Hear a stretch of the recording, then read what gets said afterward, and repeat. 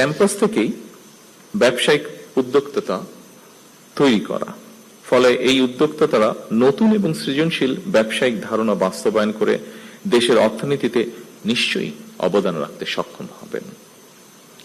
শিক্ষার্থী থাকা অবস্থায় কর্মদক্ষতা অর্জনের ফলে এমনও হতে পারে একজন শিক্ষার্থী চাকরির জন্য অপেক্ষা না করে নিজেই একজন উদ্যোক্তা হিসাবে বরং আরো কয়েকজনের কর্মসংস্থানের ব্যবস্থা করতে সক্ষম হবেন।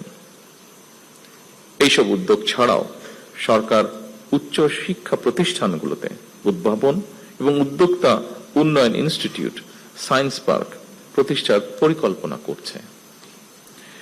দেশি বিদেশি প্রতিষ্ঠানের সাথে অংশীদারিত্বের ভিত্তিতে বিশ্ববিদ্যালয়গুলোতে বিজ্ঞান মেলা, innovation fair, product sourcing fair সহ এ ধরনের শিক্ষা ও দক্ষতা বিষয়ক আয়োজনকে উৎসাহিত করার পরিকল্পনা আমরা নিয়েছি।